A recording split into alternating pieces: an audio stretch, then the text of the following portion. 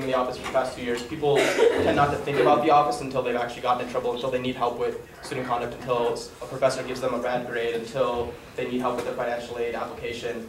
And by that time it's too late because they didn't pay attention to us when we were out on Sproul in the first place. So what Matt and I have been working on in the past year has been to establish programs in which we're doing more outreach to students. That means that the student advocate should be out and educating students on what their rights are, letting them know what services are provided by the student advocate on a daily basis, not just focusing on casework in which students come in only when they need help, but also working on outreach programs with UCPD, with the Dean of Students on student rights, on students' rights and on the hearing process, so that there's a constant presence of the student advocate on campus, and students constantly know what the student advocate is working on. And if they know all of the things that the student advocate is working on, and they know how the student advocate can help them, it won't be just that the people with the pens or people who are working for you when you come into them with a problem. It'll be the people that are working for you on a daily basis to help you improve your experience here as a student at the university. Thank you. Thank you. The next speaker is Sarah. The way that I would advertise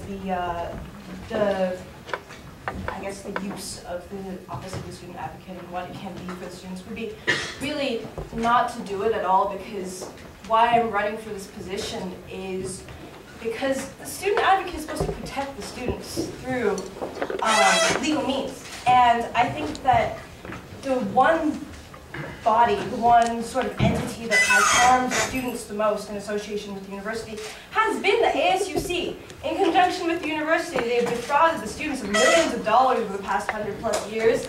They've harassed the students in the ASUC, senators, forcing them to stay up until 2 in the morning or so, discussing terrible non-binding resolutions that have to do with foreign policy and nothing to do with actual student matters.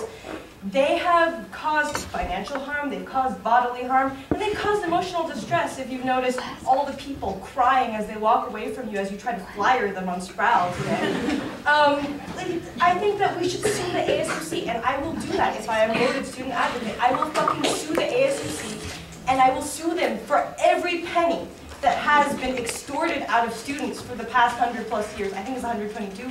I don't know. I don't give a shit. But I will sue them for all that money.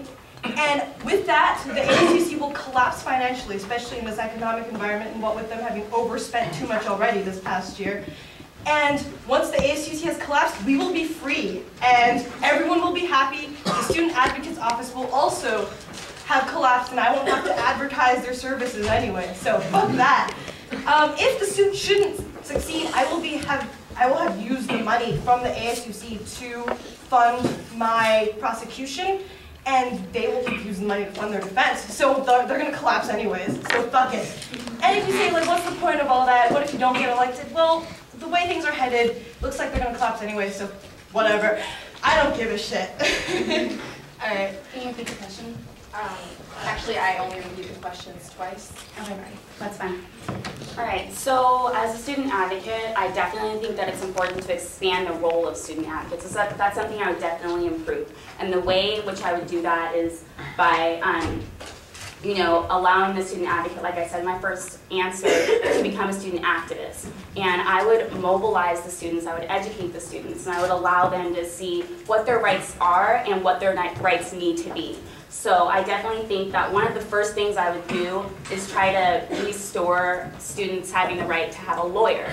Because right now they're not able to actually have an attorney in university cases. Something in which I think needs to be restored in order to restore agency in the students' hands, and in order to restore power and things of that sort. So I would do that, and I would also really try to focus on what the students want, because I, being a student activist, basically, would try to talk to them in order to actually understand what their problems are, what they need from me, and how I can defend their rights, what they're doing, because aside from like housing and financial aid problems being expelled, I also think that, like sexual harassment is something that needs to be addressed that perhaps maybe the student advocate doesn't really deal with, or maybe increased minority enrollment, or perhaps maybe the DREAM Act or something like that.